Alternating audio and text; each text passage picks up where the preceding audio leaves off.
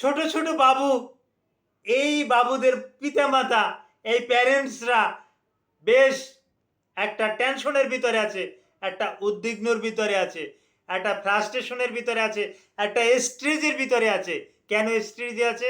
সারা বাংলাদেশে একেবারে ছড়িয়ে ছিটিয়ে আছে একটা হঠাৎ করে একটা রোগ, যেটা মিজেল মিজেল বা হাম। এই মিজেল বা হামের উপরে আমি একটা ভিডিও করেছি। সরি। তো এটা ভয় পাওয়ার কোনো কারণ নাই। এখন কিছু কিছু শিশু মারা যাচ্ছে, সেটা ইমিউনো ডিফিসিয়েন্সির কারণে মারা যাচ্ছে, ইমিউনি সিস্টেম দুর্বল, যার কারণে মারা যাচ্ছে। তা না হলে রুবেলা ভাইরাস দ্বারা আক্রান্ত হয়ে শিশু মারা যাওয়ার কথা না। তো হ্যাঁ, এই রুবেলা ভাইরাস দিয়েই এই মামস সরি রুবেলা ভাইরাস দ্বারাই মিজেল বা হাম এই রোগটা কিন্তু হয়ে থাকে। এ ব্যাপারে একটু গুরুত্বপূর্ণ আলোচনা করব। আসসালামু আলাইকুম রহমতুল্লাহি ওবারাকাতুহু। আমি ডাক্তার মীর শহীদুল ইসলাম। আমার চেম্বার শুভেচ্ছা 255, ঐতিহ্যবাহী শেখঘাট, সিলেট।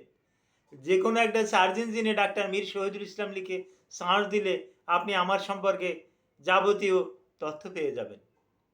দর্শক শ্রোতা, আলোচনা করব মিজেল বা হামের উপরে। এই হাম সারা বাংলাদেশে ছড়িয়ে ছিটিয়ে যাওয়ার পরিপ্রেক্ষিতে বিভিন্ন হসপিটাল থেকে কিছু ছোট ছোট নাবালক নাবালিকা মারা যাওয়ার পরিপ্রেক্ষিতে পিতামাতারা অত্যন্ত দুশ্চিন্তায় আছেন। দুশ্চিন্তায় থাকবেন না কেন?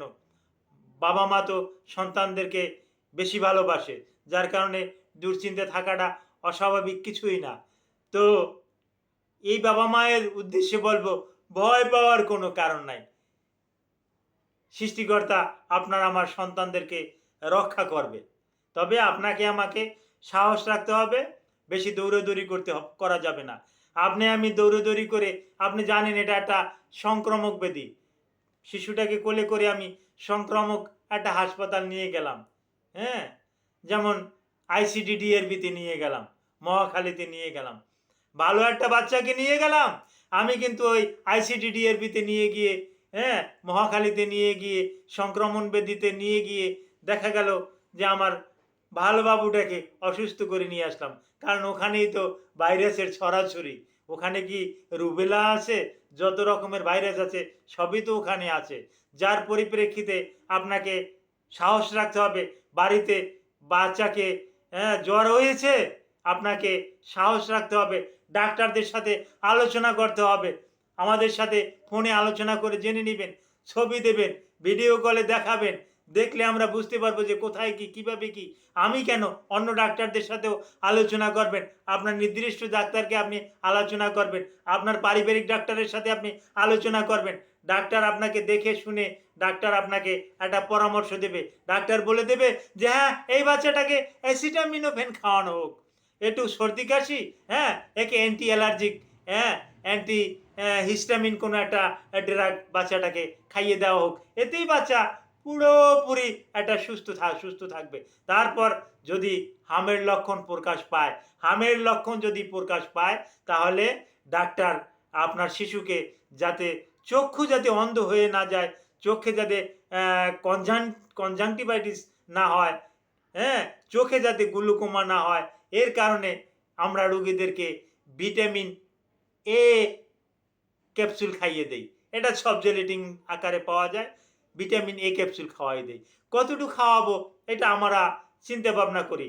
50,000 ইউনিট খাওয়াবো, 1 লক্ষ ইউনিট খাওয়াবো, না 2 লক্ষ ইউনিট খাওয়াবো, এটা রুগীর বয়স এবং ওজনের উপর নির্ভর করে আমরা রুগীদেরকে কিন্তু খাইয়ে দেই। আর রুগীকে আপনি সম্পূর্ণরূপে তরল জাতীয় খাবার বেশি বেশি খাওয়াবেন। আবার এই তরল জাতীয় খাবার খাওয়াতে গিয়ে ওই কি বলে, ওই চিনির একটু সাবু, একটু আরও কি বলে সুজি, এগুলো খাওয়াবেন না।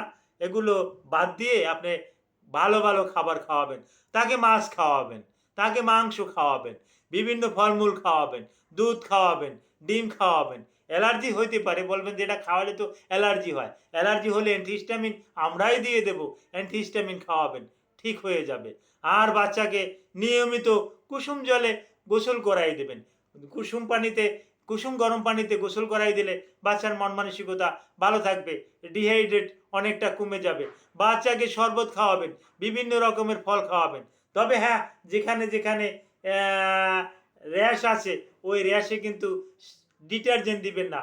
বিভিন্ন রকমের সাবান-টাবান দিয়ে ঘষাঘষি যদি আপনি করেন, তাহলে দেখা যাবে ঘষাঘষি করার পরিপ্রেক্ষিতে ওখানে অনেক র্যাশ এসে গেছে এবং ওখান থেকে পানি নির্গত হয়েছে।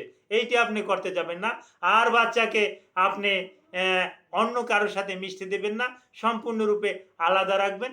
এটা আস্তে, আস্তে ৭ থেকে ১৪ দিনের ভিতরে এমনি, এমনি ভালো হয়ে যাবে। আপনি যথা নিয়মে পরিচর্যা করুন। মনে সাহস রাখুন। মনে আপনি অত্যন্ত সাহস রাখুন যে আমার বাচ্চার কিছু হয় নাই। না, আমি নিজে বাচ্চাকে যত্ন করতে আছি। সুতরাং আমার বাচ্চার কিচ্ছু হবে না। এই মানসিক বলেই আপনার শিশুটা সম্পূর্ণরূপে ভালো থাকবে। তারপরও হাম মিজেলের উপরে যদি আপনার আরও কিছু জানতে ইচ্ছে করে, আমার ভিডিওর কমেন্ট বক্সে আপনি কমেন্ট করবেন। ইনশাআল্লাহ আমি আপনাদেরকে জানিয়ে দেব। Thank you all.